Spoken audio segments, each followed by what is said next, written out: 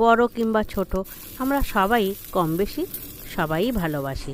তো এই রেসিপি করতে আপনারা হয়তো ভাবেন অনেক ঝামেলা, কিন্তু কোনো ঝামেলাও নেই, খুব অল্প সময়ের মধ্যেই তৈরি হয়ে যায়। এর থেকে সহজভাবে আর মনে হয় কোনো রান্নাই করা যায় না। তো আজকে বানাবো আমি ভেটকি মাছের পাতুরি। তো এর জন্য ভেটকি মাছগুলোকে ধুয়ে নিয়েছি, নিয়ে এর উপরে একটু আমি লেবু রস আর লবণ মাখিয়ে কিছুক্ষণ ধরে রেখে দেবো। যেহেতু এটা অরিজিনাল ভেটকি, এর জন্য কোনো রকম এতে গন্ধ থাকবে না। এটা খুবই একটা টেস্টি মাছ। তো অরিজিনাল ভেটকি।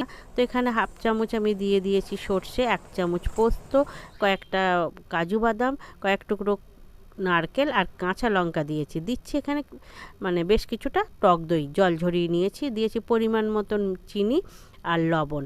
আপনারা চাইলে চিনি স্কিপ করতে পারেন। তো আমি দিয়েছি, দিয়ে অল্প একটু জল দিয়ে এটাকে একটা মশলা বানিয়ে নিচ্ছি। মশলাটা কিন্তু শুকনো শুকনো রাখতে হবে, এটাকে পাতলা করলে একটু প্রবলেম হয়, এই জন্য একটু শুকনো রাখার চেষ্টাই করবেন। তো মশলাটাকে কিন্তু আমি শুকনো শুকনোই বেটে নিয়েছি দেখুন। তো এবার একটা কলা পাতা আমি সেঁকে নিয়েছি। আগুনে সেঁকে নিলে না কলা পাতাগুলো ছিঁড়ে বা ফেটে যায় না। তো ওই জন্য পাতুরির জন্য অবশ্যই কলা পাতাটাকে আগুনে সেঁকে নিতে হবে, তাহলে কোনো সমস্যা হবে না। তো একটা মাছ আমি বানাচ্ছি। প্রথমে একটা মাছের জন্য কলা পাতার ওপর একটু আমি মশলা লাগিয়ে নিয়েছি, নিয়ে ওর মধ্যে মাছটা দিয়ে একটু সর্ষের তেল আর কাঁচা লঙ্কা দিয়ে ওটাকে ভালো করে র্যাপ করে নিচ্ছি কলা পাতাটা দিয়ে একটা সুতো দিয়ে বেঁধে দিচ্ছি।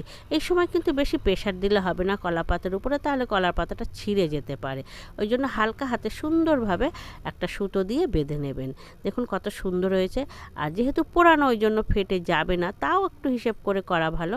তো আমি আর একটাও আপনাদেরকে দেখিয়ে দিচ্ছি কিভাবে বানালাম।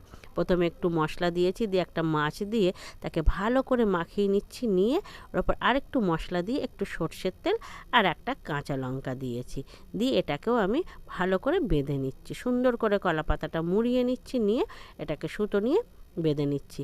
তো এইভাবে প্রত্যেকটা মাছ কিন্তু আমি সুন্দরভাবে কলাপাতা দিয়ে মুড়ে নিয়েছি, কোনোটাই কিন্তু আমার ফাটেনি। এবার একটা কড়াই নিয়েছি, কড়াইতে বেশ কিছুটা সর্ষের তেল দিয়ে ভালো করে গরম করে নিয়েছি, নিয়ে বেঁধে রেখে দেওয়া যে মাছ কলাপাতা দিয়ে বেঁধেছিলাম সেইগুলো এক এক করে সব কড়াইয়ের মধ্যে সাজিয়ে দিচ্ছি। তেলটা ভালোই গরম হয়ে গেছে, এইবারে আমি ওটাকে সাজিয়ে দিচ্ছি, দিয়ে ঢেকে দিচ্ছি। কিন্তু এই সময় আপনাকে গ্যাসটা কিন্তু কমিয়ে রাখতে হবে, জোরে রাখলে হবে না, তাহলে খুব তাড়াতাড়ি পুড়ে উঠবে কলা পাতাটা, ভিতর থেকে কুক হবে না। তো একদম লো ফ্লেমে এটাকে ঢেকে ঢেকে মিনিট 15-20 করলেই তৈরি হয়ে যাবে আপনার পাতুরি। তো আমি এটাকে ঢেকে ঢেকে 2-3 বার উল্টে পাল্টে দিয়ে ভেজে নিচ্ছি।